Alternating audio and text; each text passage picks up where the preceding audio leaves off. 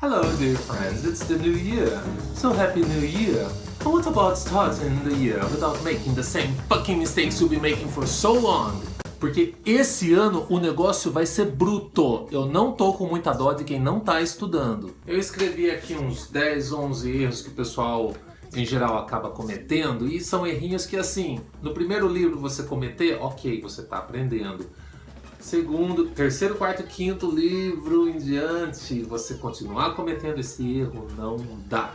Chego e pergunto pro Joãozinho, Joãozinho, que horas você acorda? What time do you get up?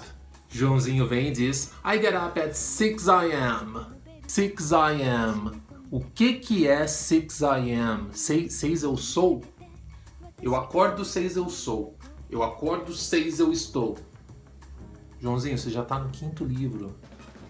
O seu professor já repetiu isso trocentas vezes para você. Você ainda continua cometendo esse erro por falta de concentração. Então, presta atenção. 6 a.m. não é 6 a.m. A pessoa gruda no I'm e leva ele para sempre, né? Daí fala, I'm like pizza. I'm like pizza. Gente, vocês têm que pôr na cabeça que I'm não é eu. Eu em inglês é I. I. Eu gosto. I like. Não tem que falar I'm, porque am é um verbo. É o ser ou estar ali. Então eu sou, eu estou. Não casa. Então para de falar I'm like pizza, I'm work, I'm study. Não. I like pizza. I work, I study. Só que daí, quando precisa usar o I'm, não usa. Como por exemplo, eu vou trabalhar amanhã. I'm going to work tomorrow. Ou I'm gonna work tomorrow. Quando usamos o going to, o famoso gonna, aí eu tenho que ter o I'm, porque o am faz parte da estrutura, então precisa. Só que daí não usa, fica falando I gonna. É muito curioso, porque todo mundo faz isso, só que tem que se policiar, gente. Você não pode chegar lá no nível avançado falando I gonna. Não dá. A clássica, I went the supermarket. Joga ali um D em português no meio da frase. I went the supermarket. Eu não sei se a pessoa está imaginando o the, né? De qualquer forma, quem vai para algum lugar. Então, I went to the supermarket. Tem que parar de ficar jogando D em qualquer lugar da frase, sabe? Já põe um D ali que eles falam toda hora mesmo, coloca. Estudem. Traduza para mim a frase I would work abroad. Daí a pessoa vai lá. Eu gostaria de trabalhar fora, né? Lá no estrangeiro. I would work abroad. Por que gostaria, gente? Vocês estão vendo gostar aí, ó? Cadê o verbo gostar? Tem like aí no meio? Não tem. Vocês têm que saber, gente, que would não tem um significado. Would não significa gostaria. Só significa gostaria quando depois dele tem um like, que é gostar, daí vira gostaria. Mas se eu tenho I would work, não é eu gostaria de trabalhar, é simplesmente eu trabalharia. Então se eu falo I would eat, não é eu gostaria de comer, é eu comeria.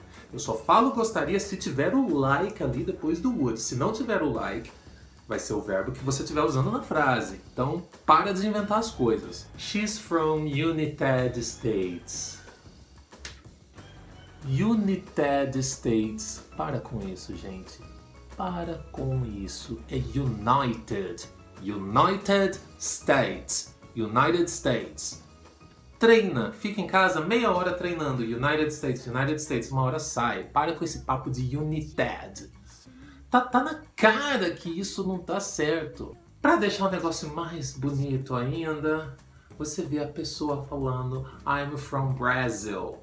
I'm from Brazil. Brazil? Que país é esse Brazil? Então fala Brasil. I'm from Brazil. Fala na sua pronúncia. I'm from Brazil, né? Mas se não for para falar Brasil, fala Brazil. I'm from Brazil. Brazil. Brazil. Não é Brasil. Brasil. Você fala Brasil? Eu sou do Brasil. Ainda sobre geografia, ele vem e me solta um He's from Mexico. Não, eles adoram falar espanhol na aula de inglês. He's from Mexico. México. Gente, não é questão de sotaque.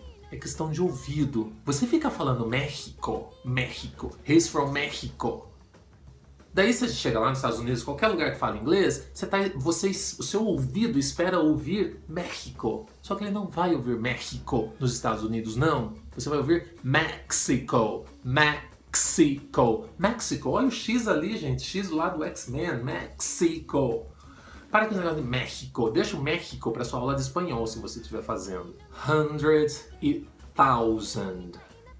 Quem tiver em casa, peguem essas serras, sabe? Tipo, serra o crânio e coloca lá dentro que 100 é 100, 1000 é 1000, 100 é a casa do 100, 1000 é a casa do 1000. Pense que o H no alfabeto ele vem antes. Então o 100 ele vem antes de chegar no 1000 e 1000, 1000 começa com T, quase a última letra lá do alfabeto. Então, primeiro 100, depois 1000. Então, se você tem um número 5.254, gente, não tem segredo, porque primeiro você fala o quê? 5.000, não é 5.254? Então, a primeira coisa que você está falando é 5.000. Então, você vai para 5,000. 5,000. Depois, o que você fala? 200, não é? 5.254. Então, o 200 vai ser 200. 200. E depois é 54. Então, 5,254. Parar para analisar aquilo e falar, não, vamos raciocinar. Não vai jogando, não vai chutando 100, 1000. Dedique-se, porque senão você se atrapalha e atrapalha o seu coleguinha que está tentando assimilar aquilo. Daí fica tudo uma loucura só. Vamos estudar, por favor. Goodbye.